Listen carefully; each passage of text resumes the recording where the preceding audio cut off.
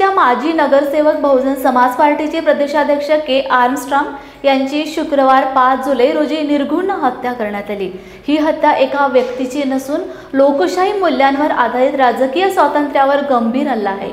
या घोर हत्येची उच्चस्तरीय चौकशी केंद्रीय अन्वेषण विभागामार्फत करण्यात यावी, तसेच राज्यस्तरावर निष्पक्ष चौकशी करण्यास बाधा येऊ शकते म्हणून या गुन्ह्याची चौकशी स्वतंत्र निष्पक्ष करण्यासाठी केंद्रीय अन्वेषण विभागाद्वारे करून या हत्येच्या प्रकरणात दोषींसोबत प्रमुख मोर्ग्याला सुद्धा कठोरात कठोर शिक्षा झाली पाहिजे, असे निवेदन बहुजन समाज पार्टी वर्धा जिल्ह्याचे अध्यक्ष डॉ. मोहन रायकवार यांच्या नेतृत्वात केंद्र सरकारला देण्यात आले। सीबीआय चौकशी सीबीआय चौकशी सीबीआय चौकशी तामिळनाडू सरकार मुर्दाबाद मुर्दाबाद मुर्दाबाद तामिळनाडू सरकार मुर्दाबाद मुर्दाबाद मुर्दाबाद तामिळनाडू सरकारचा निषेध असो। बहुजन समाज पार्टीचे तामिळनाडू प्रदेशचे अध्यक्ष स्मृतिशेष ॲडव्होकेट के आर्मस्ट्रॉंग यांची 5 जुलै 2024 ला त्यांच्या घरासमोर सायंकाळी 7 वाजताच्या दरम्यान निर्घृणपणे काही मारेकऱ्यांनी हत्या केली।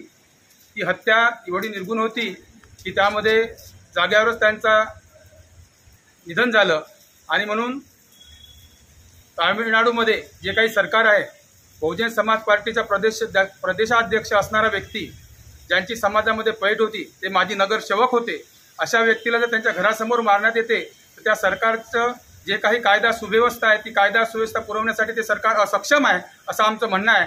आणि म्हणून बहनकुमारी मायावतीजींनी सुद्धा त्या ठिकाणी जाऊन सीबीआय चौकशी करण्यात यावी असं केंद्र सरकारला ठणकावून सांगितलेलं आहे, कारण ते तामिळनाडूचं सरकार कुचकामी ठरलेलं आहे तिथल्या लोकांना न्याय देण्यासाठी। आणि म्हणून बहुजन समाज पार्टी वर्धा जिल्ह्याच्या वतीने, महाराष्ट्र प्रदेशच्या वतीने वेगवेगळ्या जिल्ह्यातून मोठ्या प्रमाणामध्ये केंद्र सरकारला निवेदन देण्यात आलेले आहे। त्याच धर्तीवर बहुजन समाज पार्टी वर्धा जिल्ह्याच्या वतीनं, संपूर्ण कार्यकर्त्याच्या वतीनं सीबीआय चौकशी व्हावी आणि के आर्मस्ट्रॉंग यांच्या मारेकऱ्यांना फाशीची शिक्षा व्हावी यासाठी आज आम्ही जिल्हाधिकाऱ्यांमार्फत महामहिम राष्ट्रपती, त्यानंतर प्रधानमंत्री केंद्र सरकार आणि गृहमंत्री केंद्र सरकार यांना निवेदन दिलेले आहे, जेणेकरून तातडीने जे काही त्यांचे मारेकरी आहे आणि त्यांचा म्होरक्या आहे याला अटक करून त्यांना फाशीची शिक्षा व्हावी आणि ते जर दिरंगाई तामिळनाडू सरकार लवकर करत नसेल तर त्यासाठी सीबीआय चौकशी नेमण्यात यावी असं आमचं म्हणणं आहे निवेदनाच्या माध्यमातून। समाज पार्टीचा